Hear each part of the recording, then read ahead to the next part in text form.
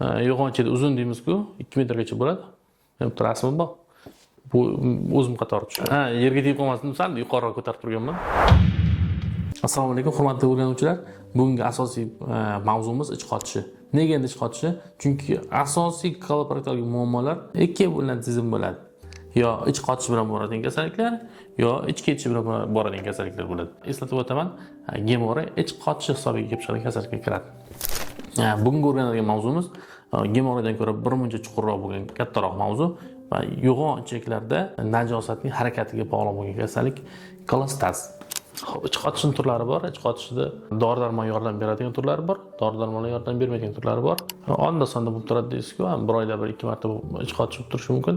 Bu odatdagi hol deb qarasangiz bo'ladi, ammo regular ravishda, ya'ni doimiy ravishda 48 soatdan ortiq davom etadigan bo'lsa ich kelishini, uni kolestaz yoki bunga olib keladigan sabablardan bittasi dolixosikon yoki sindrom Payret degan simptomlar bor. Ya'ni yo'g'onchakning qaysidir qismlari uzunligi hisobiga. Yo'g'onchaklar uzun bo'lishi mumkin. Bu tug'ma nuqson bo'ladi. Har doim nuqsonga olib kelmasligi mumkin. Sababi agar ichida uzunligi uzun bo'lgan taqdirda ham, ammo ular o'z funksiyasini normada bajarib turadigan bo'lsa, ularga operatsiya tavsiya qilinmaydi. Ammo ichaklar uzun bo'ladigan bo'lsa, yo'g'onchak o'z faoliyatini to'liq ravishda bajarib bera olmagan sababli bemorda haftalab, oylab ich kelmasligi mumkin va bunday holatlarda hattoki operatsiya tavsiya qilinishi mumkin. Operatsiya qilish yoki dori-darmon bilan davolash qaysi biri tanlanishiga bu asosiy bizda hal qilib beradigan tekshiruv irigogramma, ya'ni rentgen orqali bajariladigan yo'g'onchakka bariy sulfat klizma qilib yuboriladi va yo'g'onchakning shakli, surati olinadi. Normada bo'lishi kerak bo'lsa, o'ng yonboshdan yo'g'onchak boshlanadi, jigar ostidagi taloq burchagiga qarab yo'l oladi, taloq burchagidan yana pastga tushib, chap yonbosh bilan keyin to'g'richakka o'tib ketadi. Mana shu shakl yo'g'onchakning normada joylashgan shakli. Bunda esa bemorlarda esa kasallik holatida shu yo'g'onchakning shakli bir muncha o'zgaradi. Bu yerda siz ikki xil shaklni ko'rishingiz mumkin.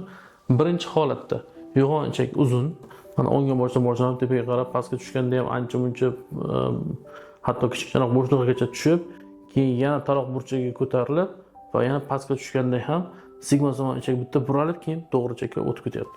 Bu bari yuborilgandagi holat. Undan defekatsiyadan keyin, ya'ni ich kelgandan keyingi holatda esa yo'g'onchak shakli saqlanib qoladi.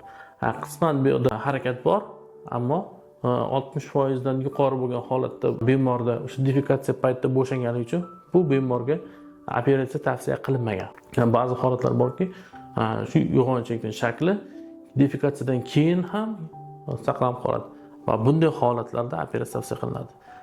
Normada qanaqa bo'lish kerak? Normada bu ham sigma-somon ichakda juda ham uzunligini ko'rish mumkin. Bir necha marta buralib ketgan, ammo defekatsiyadan keyin to'liq bo'shanish bor. Normada xuddi shunday bo'lish kerak. Bemorda to'liq bo'shanish hissi bo'lish kerak. Mana shunday holatlarda agar irogramda toza chiqib, bemordagi ich qotishi kuzatilgan bo'lsa, ular dori-darmon yo'li bilan davolanadi.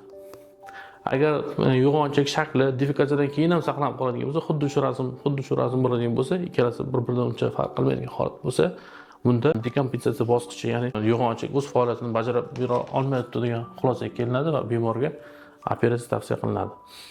Ba'zi holatlarda bemorning umumiy holati yoki bo'lsa qaysidir yondosh kasalliklarni inobatga olgan holatlarda dekompensatsiya bosqichida ham bir muncha vaqt dori-darmondan foydalanib ko'rish mumkin.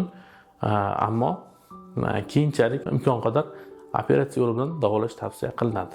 Ammo yosh bemorlarda, masalan aytaylik, irogramma toza chiqqan bo'lsa, ularga hozirgi kunda ich qotishi ham davom etadigan bo'lsa, 3-4 kunda bir marta keladigan bo'lsa, ularga fizioterapiya usullaridan biri bor, ya'ni impuls jo'natish va bularga TMS ham yaxshi foyda beradigan bu ichki turuvchi, ya'ni surgi dorilardan tashqari qo'shimcha sifatida.